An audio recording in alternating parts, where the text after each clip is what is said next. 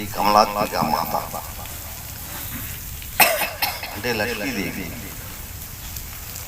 దీంతో మనకు విజయదశమి కార్యక్రమాలు ముందుస్తున్నాయి. ఇక్కడ మన విధానంలో చివరికి వచ్చి లక్ష్మీదేవి అంటే కమలాత్మిక మాత. శరీరంలో శిరస్సు ఆవిడైతే కాళీమాత అయితే ఈవిడ పాదాలు. ఆ రకంగా ఈ మహావిద్యని మనం పూర్తి చేసుకున్నాం. ఇక్కడ కమలాత్మిక యొక్క విశేషం ఏమిటి అంటే, ఈ కమలాత్మిక లక్ష్మీదేవికి కొద్దిపాటి తేడా ఉంది. దేహానికి ఆత్మకి ఉన్నటువంటి సంబంధమే కమలాత్మిక లక్ష్మీదేవి యొక్క సంబంధం.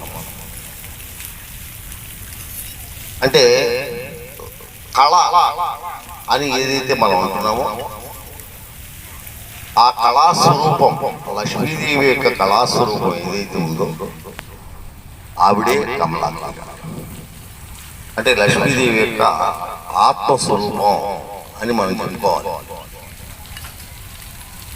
దీనికి ఒక చిన్న ఉదాహరణ,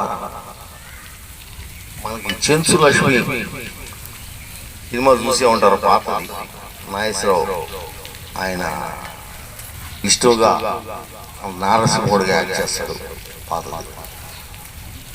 దాంట్లో అమ్మవారు లక్ష్మీదేవి విష్ణువు మీద, శ్రీ మహావిష్ణువు మీద కోపంతో అలిగి వచ్చేసినప్పుడు ఆవిడ అడవిలోకి ప్రవేశించి తన యొక్క ఆత్మ కళా స్వరూపాన్ని మార్చి అక్కడ ఉంచుతుంది. తర్వాత శ్రీ మహావిష్ణువు నరసింహ అవతారము, హిరణ్యకశిపుడు వధ, ప్రహ్లాద సంరక్షణ ఇది చేసి ఆయన ఉగ్ర స్వరూపంతో ఆ తీవ్రమైనటువంటి కోపం తగ్గక ఆయన అడవుల్లో పట్టు బీభత్సం సృష్టిస్తూ ఉంటారు. ఆ సమయంలో అనేక మంది బ్రహ్మ, ఈశ్వరుడు, దేవతలు, ఋషులు అనేక మంది ఆయన యొక్క ఉగ్ర స్వరూపాన్ని శాంతింపచేయాలని చెప్పేసి ప్రయత్నం చేసినా కూడా ఆయన కోపం చల్లారదు, ఆయన దగ్గరికి ఎవరు వెళ్ళలేకపోతారు. ఆ సమయంలో ఒక ఆలోచన వస్తుంది, లక్ష్మీదేవిని కనుక తీసుకొచ్చినట్టయితే, నారదులు వారు ఉన్నారు కదా, ఆయన అందరికీ జ్ఞానం కలిగించేటువంటి మహర్షి, ఆవిడని శ్రీ మహావిష్ణువు ముందు పెట్టినట్టయితే ఆయన శాంతిస్తాడు అని నరసింహస్వామి దగ్గరికి లక్ష్మీదేవిని తీసుకురాడు. ఆయన చేత్తో నెట్టేవారు, అసలు ఆయన చూడరు కూడా. తర్వాత మళ్ళీ అదే రూపం ఆకాంక్షించినటువంటి లక్ష్మీదేవిని ఆవిడ ఆ పండు తిన్నటువంటి వాళ్ళకి పెరిగి దంపతులకి బిడ్డ అయిపోతుంది. ఆవిడే లక్ష్మీదేవి యొక్క కళ. ఆవిడ దాచిపెట్టిన విషయం ఆవిడ మర్చిపోతుంది. ఆమెను చూసి ఈయన ఉగ్ర రూపం చల్లారుతుంది, శాంతిస్తాడు. తర్వాత లక్ష్మీదేవి బాధపడుతుంటుంది, ఏంటి నాకు కూడా విలువ లేకుండా శాంతింపజేయలేకపోయాను నేను, ఏం జరిగింది అని. అప్పుడు ఆవిడకున్నటువంటి యొక్క గర్వాన్ని భంగం చేసి నారదుడు తీసుకెళ్ళి ఈమెను చూపిస్తే, నువ్వెవరో నాకు గుర్తుపట్టలేదు, పో, నువ్వెవరు నాకు తెలియదు అంటాడు.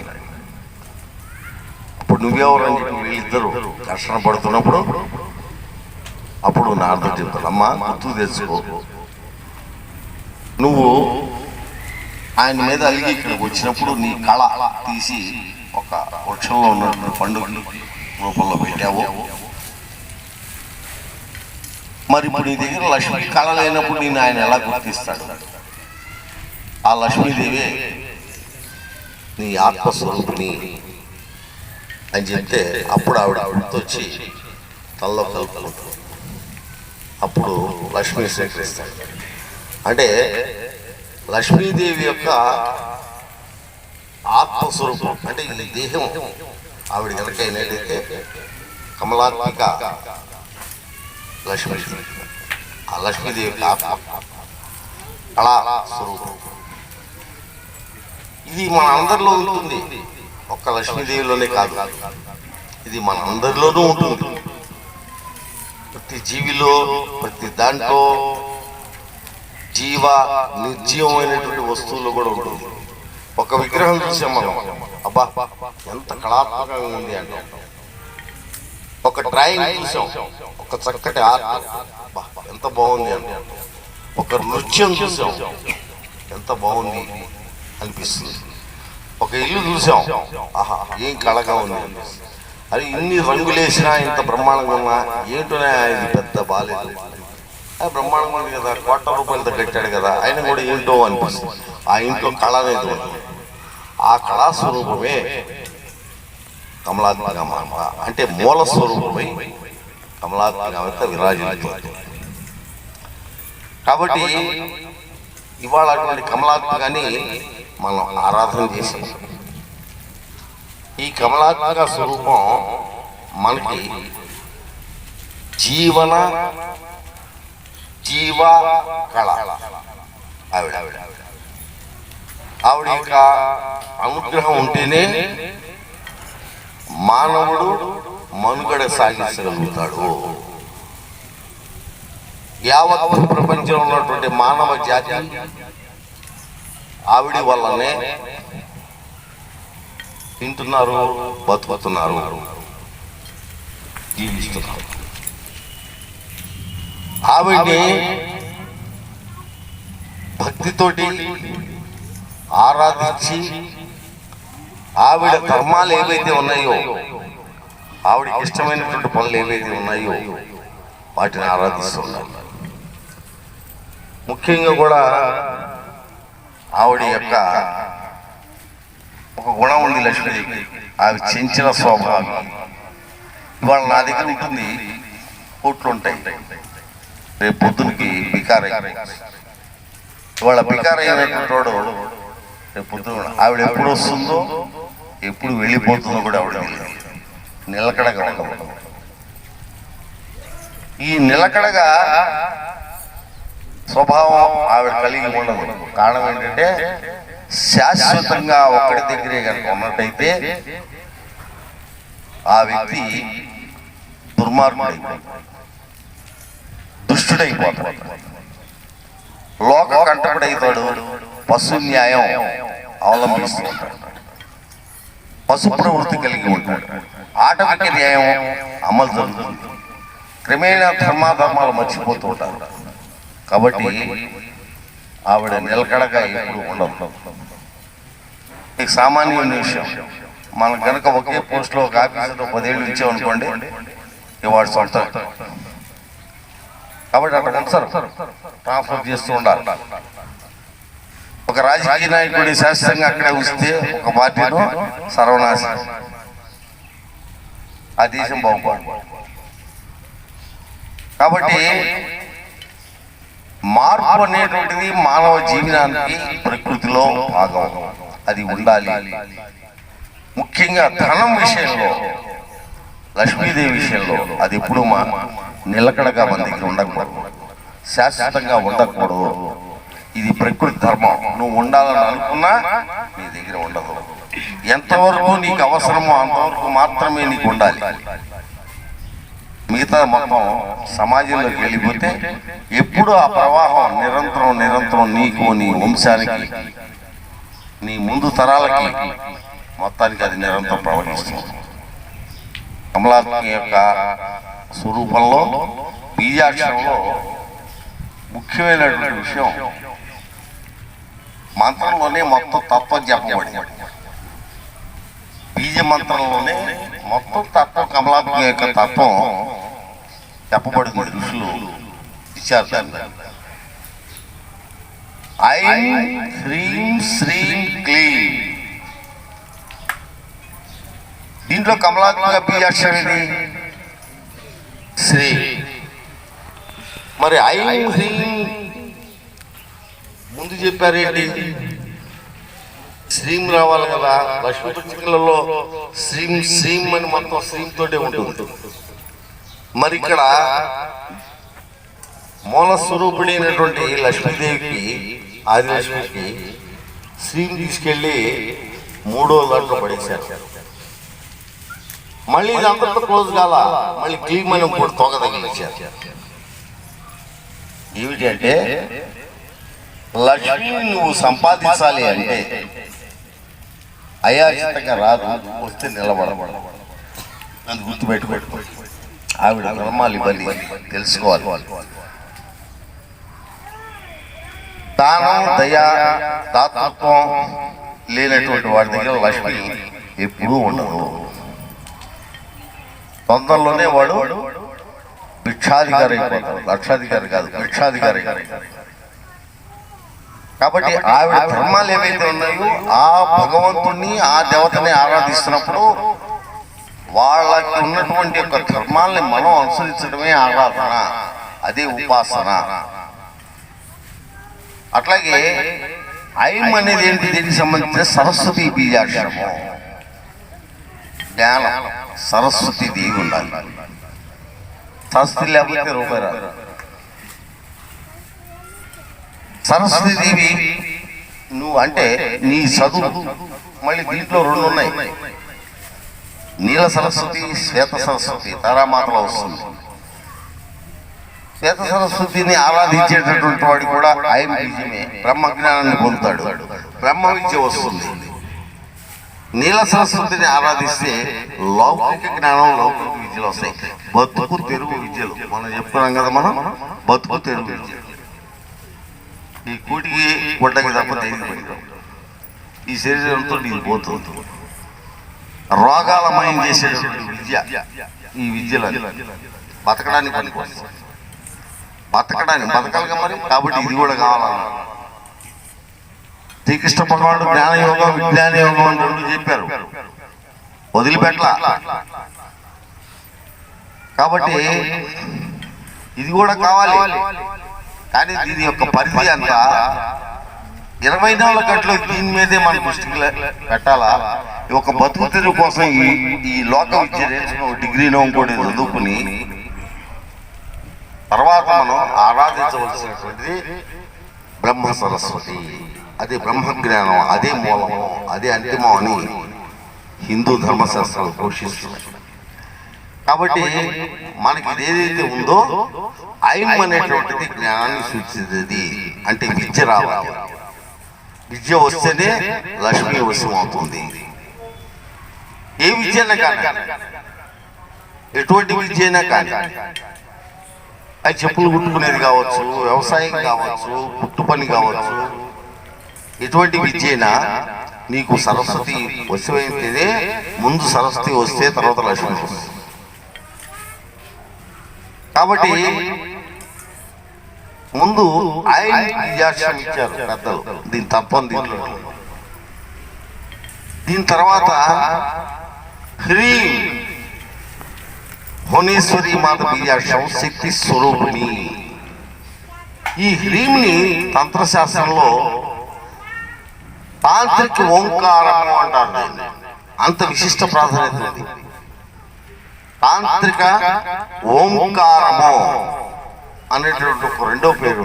అంటే ఓం ఎటువంటిదో అంత శక్తివంతమైంది, దాంతో సమానమైంది అని ఋషుల భావన. ఎందుకంటే విద్య రావాలంటే శక్తి కూడా ఉండాలి. రేపొద్దున ధనం వస్తే శక్తి ఉండాలి, లేకపోతే దాన్ని రక్షించుకోలేదు. స్త్రీని, సంపదని రక్షించుకోవాలంటే ఏముండాలి? మొదట శక్తి ఉండాలి. శక్తిహీనుడి దగ్గరికి ఇవి వచ్చినా కూడా, ధనం వచ్చినా కూడా దాన్ని రక్షించుకోలేదు, కాపాడుకోలేదు. సంపద వచ్చినా కూడా అదంతా కూడా ఆక్రమణ గురైపోతుంది, వాళ్ళు బలహీనులు అయిపోతారు. కాబట్టి క్రీమ్ అనేటువంటి ఆ శక్తిని నువ్వు పొందు. ఏమి శక్తి? సామాజిక ధార్మిక శక్తులు నువ్వు పొంది ఉండాలి, విద్యాశక్తిని పొంది ఉండాలి, విద్యా జ్ఞానాన్ని పొంది ఉండాలి, ధార్మిక శక్తి. నీ చుట్టూ ఉన్నటువంటి వాళ్ళందరితో నువ్వు మంచిగా జీవించాలి, సహాయకారిగా ఉండాలి, దయా దాతృత్వాలు కలిగి ఉండాలి. ఇవన్నీ కూడా సామాజిక శక్తిని బలం. అప్పుడు మాత్రమే నీ దగ్గర లక్ష్మి ఉండగలుగుతుంది. ఈ రెండు పొందిన తర్వాత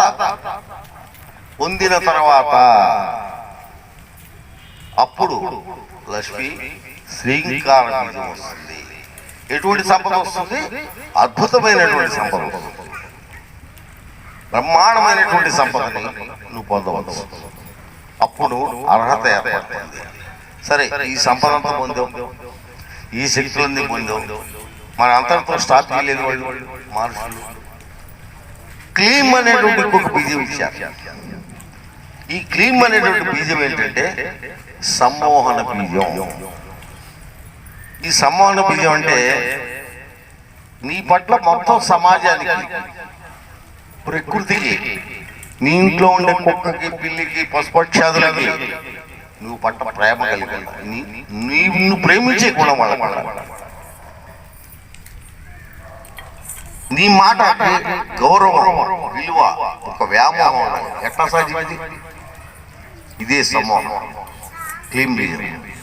అంటే నీ ధార్మిక ప్రవర్తనతో, నీ దాతృత్వ దయాగుణంతో ఈ క్లీమ్ శక్తి నీకు వశమవుతుంది. ఆ క్లీమ్ శక్తి వశమైనప్పుడు లక్ష్మి ఇటుపక్క అటుపక్క మధ్యలో లక్ష్మి శాశ్వతంగా హసవు నాకు ప్రసాదిస్తుంది. ఇది నేనే ఉండాలా, ఈ శక్తులన్నీ నేనే ఉండాలా, నేనే ఈ శక్తిని కావాలా. అటువంటి మహాతల్లి జగత్ ప్రసూచి ఈ జగత్తునే నువ్వు ప్రసవించావు. ఆవిడ జగత్తునే ప్రసవించింది. అటువంటి దేవి లక్ష్మీదేవి నమస్కరిస్తున్నాను. కాబట్టి ఇది మన జీవన విధానాన్ని గొప్పగా, చాలా లోతుగా, ఇక్కడ సమయభావం కాబట్టి మనం ఇంతకంటే ఎక్కువ చెప్పుకోకూడదు. చెప్పుండి మల్లారెడ్డి గారు పాపం చేస్తారు. కాబట్టి క్లుప్తంగా మనం ఎంత క్లుప్తంగా చెప్పినా కూడా ఈ జీవన విధానంలో ఈ దృష్టిని కలిగి ఉన్నప్పుడు వీటిని పొందడానికి ఈ బీజాక్షరం ఇక్కడ సంపుటీకరణ చేశారు. ఇక్కడ సంపుటీకరణ చేసి అప్పుడు శాశ్వతంగా నువ్వు లక్ష్మీపుత్రుడు అవుతాడు. ఇంకొక బ్యాడ్ ఒపీనియన్ కూడా, మూర్ఖపార్థం కూడా, లక్ష్మీ అనగానే కరెన్సీ కనిపిస్తుంది. ఇది ఒక అమోఘమైన తత్వం. శ్రీ బీజం గురించి మీకు ఎప్పుడైనా నేను తర్వాత అవకాశం వచ్చినప్పుడు చెప్తాను. అది అమోఘమైనటువంటి తత్వం, చాలా విశాలమైనది, లోతైనది. లక్ష్మి అంటే అష్టలక్ష్మి స్వరూపం. బాగా డబ్బు ఉందండి, విపరీతంగా ఉంది. నా చిన్నప్పుడు అళగప్ప చెట్టియా, బాగా చిన్న వయసు, నేను ఒక 10 ఏళ్ల వయసులో విన్నాను. ఆయన బతుకున్నారు మెడ్రాస్. ఆయన పేరు మీద, వాళ్ళ పేరు మీద పెద్ద స్ట్రీట్ ఏరియా కూడా ఉంది. మరి ఇప్పుడు ఉందో లేదు తెలియదు. అళగప్ప చెట్టియార్, ఆ పేరు ఇప్పటికీ నాకు గుర్తు. అళగప్ప చెట్టియార్ అనే ఆయన ఆ రోజుల్లో, అంటే సుమారు 50 ఏళ్ల క్రితం, కోట్లకు అధిపతి. ఆ చుట్టూ ఏరియా అంతా కూడా ఆయన కోట్లకు అధిపతి అయింది. ఆయనకి ట్యూషన్ చెప్పడానికి మా నాన్న వెళ్ళేవాళ్ళు. వాళ్ళ పిల్లలు, ఈయన అక్కడ బతుకు తిరుగు కోసం బతుకుతున్నాడు, ఏదో చదువుకోవడం. వాళ్ళ పిల్లలు చిన్న వాళ్ళు 10th క్లాస్ 9th క్లాస్ చెప్పేవాడు. ఈయన ఒక గదిలో ఉన్నాడు. ఆ గదిలోంచి ఈయన బయటికి రాడు. ఆయన పరిస్థితి ఆ రోజుల్లో అమెరికా నుంచి, ఆ రోజుల్లో అమెరికా అంటే మనకి ఎక్కడో పాతాళలో ఎవరికి తెలియదు. ఇవాళ అమెరికా అంటే ఇక్కడికి విజయవాడ నుంచి హైదరాబాద్ లాగా. అక్కడి నుంచి 4 డాక్టర్స్ని 6 నర్సులు పిలిపించుకున్నాడు. ఆయన మోజది ఏమిటి ఎందుకైనంటే లెప్రసీ, కుష్ఠవ్యాధి. ఎటువంటి కుష్ఠవ్యాధి? కుష్ఠవ్యాధిలో చాలా రకాలు ఉన్నాయి. లెప్రసీ ఆయనకు వచ్చేటువంటి కుష్ఠవ్యాధి మీకు విని ఉంటారు సినిమాల్లో కూడా చూపిస్తుంది. ఇట్లాంటి వేలు ఊడి కింద పడిపోతుంది. ఆయనకి నొప్పి తెలియదు, పేషెంట్కి నొప్పి తెలియదు. టీం వస్తుంటుంది, పురుగులు వస్తూ ఉంటాయి, దాంట్లో నుంచి ఇట్లాంటి వేలు ఊడిపోతే పడిపోతుంది. ఇట్లా ఈ కండట పీకి ఇట్లా వచ్చేస్తుంది, పడిపోతుంది. తెలియదు, వాళ్ళకి బాధ తెలియదు. అదొక వరమే, నిజంగా భగవంతుడు ఇచ్చిన వరమే. బాధ తెలిస్తే నరకమే, భయంకరంగా ఉంటుంది. అది ఆ లెప్రసీ ఆయనకి వచ్చింది. అది అంటువ్యాధి, గుర్తుపెట్టుకోండి. అది భయంకరమైన. పూర్వకాలం ఏం చేసేవాళ్ళంటే వీళ్ళందరినీ తీసుకెళ్ళి మన కరోనా లాగా అది దూరంగా, ఊరికి దూరంగా బారేసారు. ఒక 1500-2000 సంవత్సరాల క్రితం బాగా క్రీస్తు టైంలో కూడా అది ఎక్కడో బారేసేవాళ్ళు. సచ్చారు బతికారు, లేకపోతే ఊళ్ళో అందరూ గడుపుకుంటు వాళ్ళు అలా అలా అలా పోయేవాళ్ళు. ఈయన గదిలో ఉండేవాడు, బయటకు వచ్చేవాడు కాదు. ఈ నర్సులు తగిన ఏప్రాలు అన్ని జాగ్రత్తలు వేసుకుని డాక్టర్స్ పర్యవేక్షణలో మందులు వాడేవాళ్ళు. ఎవ్రీ 6 అవర్స్ బ్యాండింగ్ మార్చాలి. ఎవ్రీ 6 అవర్స్ బ్యాండింగ్ మార్చాలి. ఇవాళ వాష్ వేసి కడిగి మట్టి కట్టి మళ్ళీ ఇంజక్షన్ వేసి.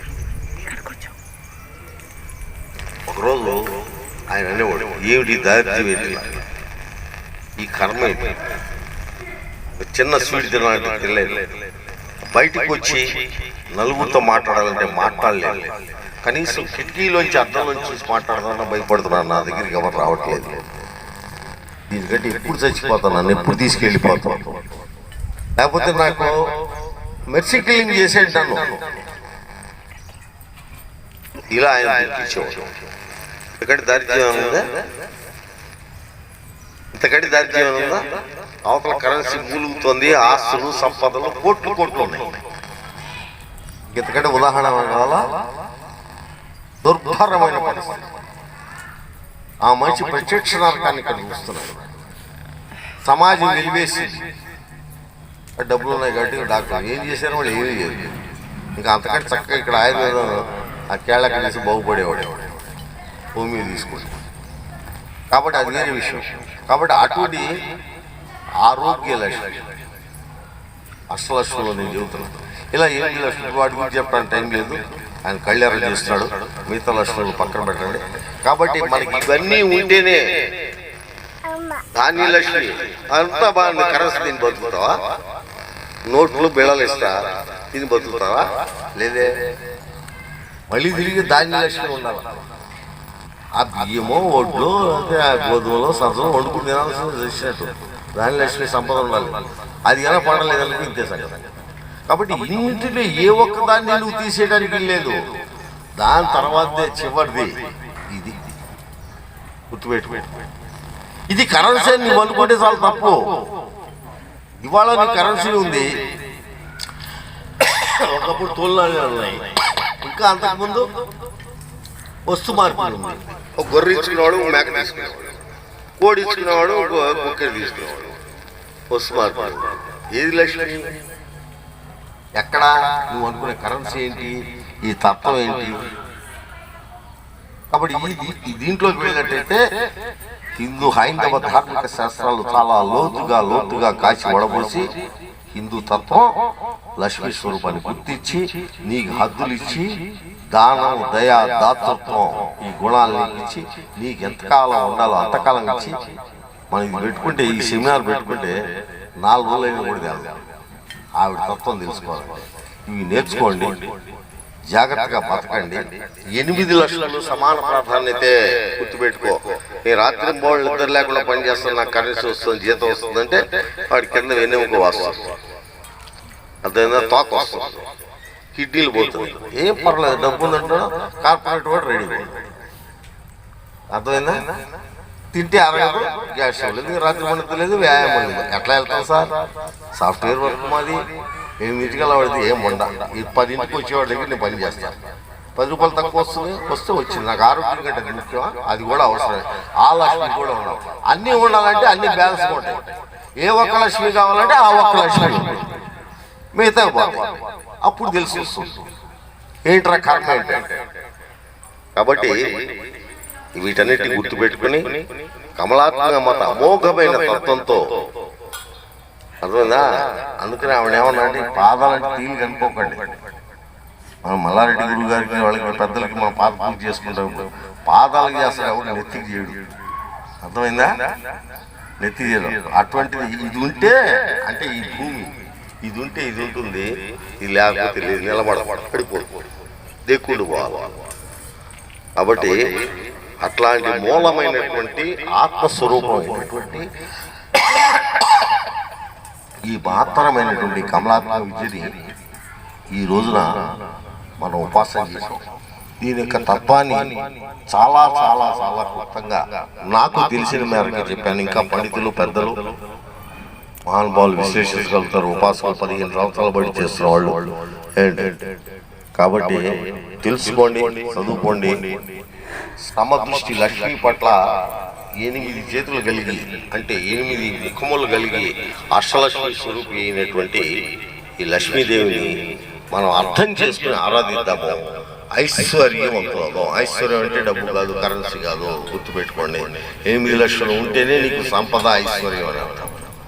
కాబట్టి అటువంటి స్థితి పొంది ఈ జీవనాన్ని ధర్మ మార్గంలో మనం హైందవ ధర్మాన్ని ప్రతిష్ఠింపజేసి ఈ శరీరాన్ని విరుద్దాం.